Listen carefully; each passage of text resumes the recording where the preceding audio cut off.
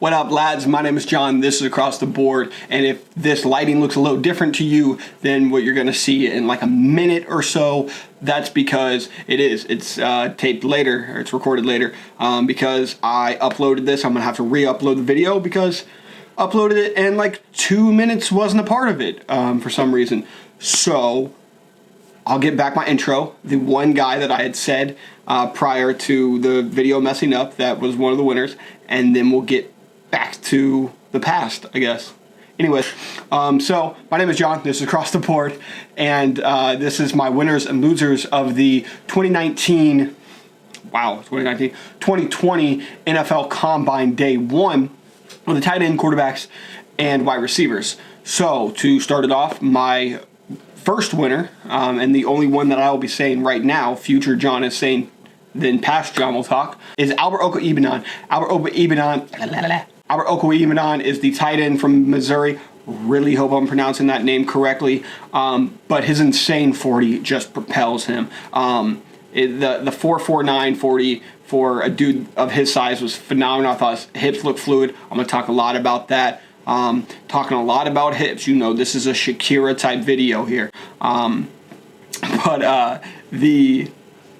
I think Alex set himself as one of the top 5. I think there was about 5 really good tight ends, and the rest were just kind of meh. So there's certain guys that set them apart from the rest of the pack. This tight end class wasn't necessarily insane. So there was about 5 that really set themselves apart from the rest of the pack, and I think that Albert was certainly one of them. All right, now, who else past John?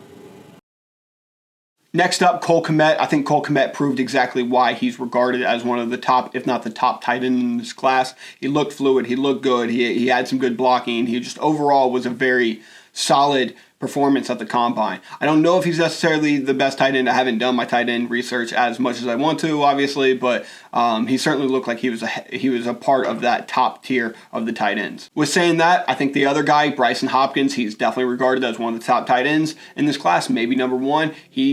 Him and Cole are going to be battling it out. I'm going to have to pop on the tape and just see who I like more. But I don't think that the Combine necessarily propelled one over the other. I think if I just was watching the Combine, I prefer Cole Kmet just a little bit more than Brycen Hopkins. But it's not by much. The last 2 winners of the tight end position were Dalton Keene from Virginia Tech. I thought he looked very powerful. I thought he looked like he's probably a very good blocker. I haven't watched much tape on him. So I'm interested to see what his tape looks like. I'd probably see him as a decent pass catcher with really good blocking at fluid hips. And also Adam Troutman, same thing, not very fast, but in every other drill he did really well. The losers from the tight end position, to me, Mitchell Wilcox, not just because he got a ball plummeted at his face, but because after that he dropped 3 passes. And then I was like, all right, yo, my dude just got blasted in the face with a football. Like, I'm going to cut him a little bit of slack. And the next time that he went through the drill, dropped 3 passes again. I would be dropping passes left and right if I was just bombed in the face with a football.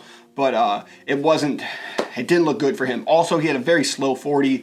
Overall, he just looked like, in my opinion, probably the worst tight end of this Combine. Next one, Jared Pinkney. Kind of the same thing with Mitchell Wilcox. I mean, he didn't get bombed in the face with a football, but he just didn't look fluid at all. He didn't look impressive, and he had a really slow 40 time. And I think that will go as well with Dominique Wood Anderson from Tennessee.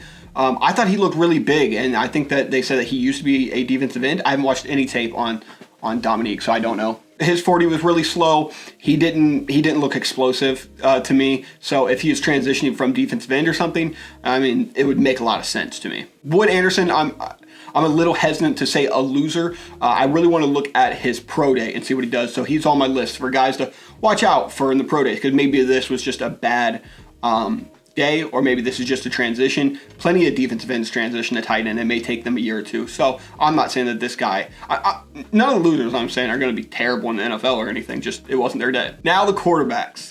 This is the big one here. And my winners, personally, number 1, Jalen Hurts. I've been huge on Jalen Hurts this entire season. He's one of the guys I've kept my eyes on. I think I was high on Jalen Hurts for a good reason, as he was the most natural looking quarterback of the group, which is hilarious because some of the media were trying to spin that Jalen Hurts should maybe transition. That's ridiculous. I think we know why some certain outlets tried to do that to certain players. I mean, they're talking third, fourth round. I think that's an absolute steal. I think that he should be drafted in the second round. He looked great to me. He looked like the most natural, just the quarterback, the leader. He looked so confident. He looked like this was not much pressure to him. He set his feet. He looked smooth. I was really impressed by Jalen Hurts. I thought he absolutely killed the combine. The other guy that I'm really high on is Jordan Love. I love Love, and after this combine, I love Love even more after Love's combine. Love. Now look, I'm really high on Jordan Love. I think that you're either really high and you're betting on the upside, or you're just not. And I am certainly one of the supporters of Jordan Love. Love's name came onto my radar right before the college football season. Got to watch a lot of his stuff. Certainly disappointed at times, but I saw the potential. I am one of those guys that my favorite quarterback from the 2017 draft, my favorite player from the 2017 draft before they were drafted was Pat Mahomes. I was so high on Pat Mahomes. It's something I really hang my hat on. I thought he was going to be the best player. Turns out he was. Now, I'm not saying that Jordan Love is Pat Mahomes, and I will not put that. I'm not willing to bet that. Not doing it.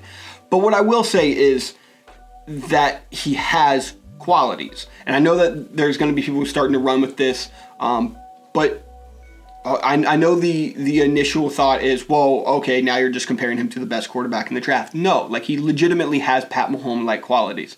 And let me just read you a little bit of what PFF had to say about Pat Mahomes when he was coming out. His biggest concerns were plays undisciplined too often, inconsistent footwork, tendency to drift off in the pocket in all directions when it's not necessary, bad habit of breaking from clean pockets too early, forces too many throws, and steep learning curve coming from Texas Tech's widespread offense. Now, if you hear any criticism to Jordan Love, that sounds right on the money to Jordan Love. He certainly does break out of the pocket far too often. That's why this combine meant a lot to me, because he wasn't breaking out. He was just set. He had his feet set. He was very smooth. He was in the pocket. He was on the money. He has some throws. I mean, if you go watch that LSU tape, like literally go study that LSU tape that he had. And it's funny because I think he throws 4 picks in that, but you can see the potential. Like there's some throws that are just wild, that are like Pat Mahomes like throws that he can make. And I saw that. I see the potential in Jordan Love, and I'm really high on Jordan Love. I think that it's one of those things that either you're high or you're not. And I'm all in on Love. I thought he had a great combine. Next one, I got to give credit where it's due, man. Justin Herbert had a good combine. I don't think that he had it better than someone like Jalen Hurts, but he had a good combine. I've been low on Justin Herbert for 3 years. Just when I started hearing his name, that they were talking about that he was going to be the next star, I think it kind of came with the same light of Drew Lock. This was, I think, at the Baker Mayfield draft. That I started to hear Justin Herbert's name. So I went and watched him, and I really didn't understand it. I felt, I was tweeting, I was like, I'm missing something here with this Justin Herbert kid. Then the next year, he's all the rage with the Haskins, Kyler Murray draft. And I didn't see it. I just didn't see it throughout the season. Eventually he stays in college, and I still didn't see it. I don't get the Justin Herbert hype as a franchise quarterback. I just haven't seen it. I think that he really has I have very similar criticisms for Justin Herbert that I did for Josh Allen. And Josh Allen's been an okay quarterback, but I still have reservations on Josh Allen as well. And I think I'm going to have reservations on quarterbacks that are like that. I think that's just me, But overall, I thought his combine was strong. I thought he was more accurate than I thought he was going to be. So he definitely improved his stock for me. But in the end, I still put him as my QB4 and maybe QB5 after Jalen Hurts' performance. I know that's a lot, but maybe. However, I do think that there was a thought for me of Justin Herbert, Jake Fromm, Jacob Eason, like how different are they? They're very different. The other 2 quarterbacks I really liked from this combine was Kelly Bryant and Steven Montez. I thought Montez really surprised me because I hadn't seen much of Montez, just watched a little bit of his tape because I was getting ready to hear about the Jamie Newman kid. So I was watching Steven Montez a little bit, and watching Kelly Bryant, obviously Clemson quarterback, felt like he, like Jalen Hurts, and maybe it's just playing in the big games, didn't feel like the moment was too big for them. So I was really impressed by their confidence in this combine. The quarterback losers for me, Jake Fromm. A lot of questions came from this combine on if Fromm had a big enough arm. I don't think he does. I think that's not too much of a concern. He can still bomb the ball far enough, but he doesn't have that deep ball ability.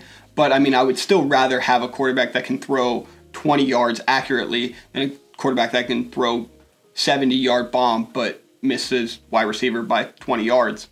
Next one, man, Jacob Eason. I really didn't like his combine. I probably have never seen a quarterback throw as many high balls as Jacob Eason did. I was really disappointed in that because I kind of came in not knowing much. I'd heard a lot of criticism about Jacob Eason, and truthfully, I'm rooting for all these quarterbacks. I'm rooting for all these players. I just want to be impressed by something, and I got it. I understand the criticism now for Jacob Eason.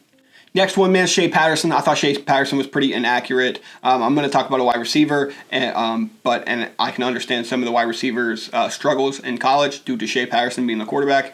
I just thought he was really inaccurate in this combine. And last one, probably my least favorite quarterback from this combine, was Brian Lewerke, I believe is how you pronounce his name, the Michigan State quarterback.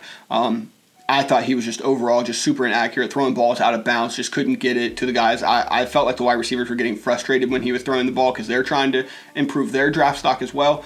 Feel like he really hurt his stock. I don't know how. I hadn't seen Lewerke have a huge draft stock at all, but if he did, I think it went down. All right, and last but certainly not least, the wide receivers. My position. This is the one that I love, and now as a Pittsburgh Steelers fan, I feel like the Steelers love it too. They're always getting a wide receiver and making him into a star. Hopefully we get one of these guys and make him into a star as well. First up, I mean, dude that probably improved his draft stock the most, one of the three here, Chase Claypool. Chase Claypool, they were talking about being a tight end just because he's so big, 6'4", like 235. He ran a 4.43. We can cut that tight end nonsense out. That's a wide receiver, and that's an explosive wide receiver at that. There's only been two players that have ever been 6'4" and 235 or higher or taller or heavier, and that's Chase Claypool and Calvin Johnson. I'm not saying that Chase Claypool is Calvin Johnson here, but that's really nice company to be in. Justin Jefferson as well. I was really high on Justin Jefferson, man. But the one thing that they talked about with Justin Jefferson is that he didn't have elite speed. I thought he was very fast. I even didn't think that he was this fast. Whatever he was doing after the season, he didn't have a lot of time. Right? He was a national championship wide receiver here. He didn't have a lot of time to prepare for this combine, and he knocked it out of the park. Shout-outs to Justin Jefferson here. It was amazing. The 4.44 40, I think locks him into first round. I don't see a scenario where he's out of the first round now.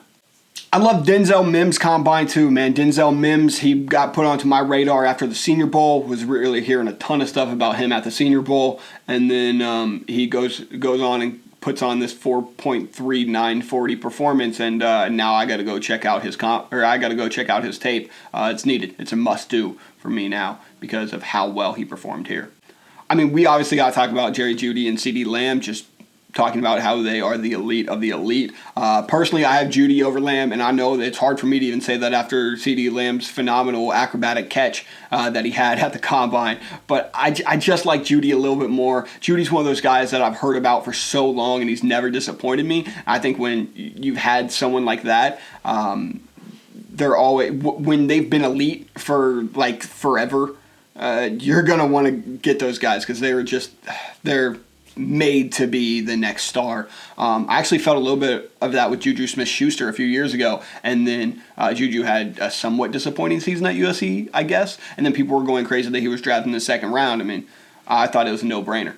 I thought Antonio Gandy-Golden, that's another guy that I've watched his tape quite a bit and I really like, and it showed what he had on tape, which was excellent route running skills.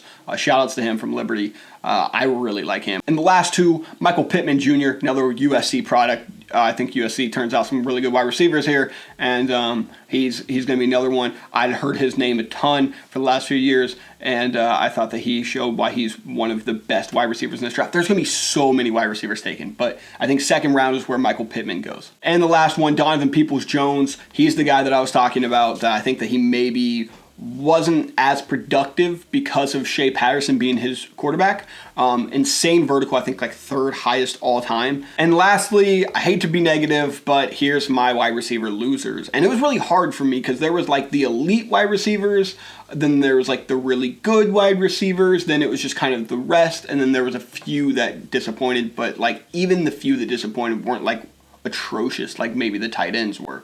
With that being said, I was really disappointed in Jauan Jennings' combine. He had a really low broad jump, really low vertical, really bad 40. I think overall he really hurt his stock coming out of Tennessee. Next one here, Aaron Parker coming out of Rhode Island. I didn't think that he helped his draft stock at all. Really bad vertical for him as well. And Brandon Aiyuk from Arizona State. There's a lot of people that are really high on Aiyuk. There's a lot of people that are really low on him. I certainly need to do more to watch the tape. But what I will say is that people thought that he was going to come in really fast. He ran a 4.5. It's weird nowadays that we're considering 4 fast a disappointment. But, I mean, Jesus Christ, Henry Ruggs, that's another winner for me. I don't know why I didn't put Ruggs in there. Brandon Aiyuk runs a 4.5, and he even tweeted afterwards that he was disappointed in it. So I think that he's one of the guys I list as just, okay, watch his pro day, make sure that this was just a blip, and then he's not really a loser to me anymore, but just for the day, I suppose. Maybe a little disappointing, but that's about it. Feel like I'm being maybe a little too harsh on Brandon Aiyuk. So that's it. That's the video. That's everything. That is the combine. That's day 1 of the combine. So tomorrow I will talk about day 2 of the combine, where I will give my thoughts on all of the positions there. So check out that next video, and thank you guys for watching. Deuce.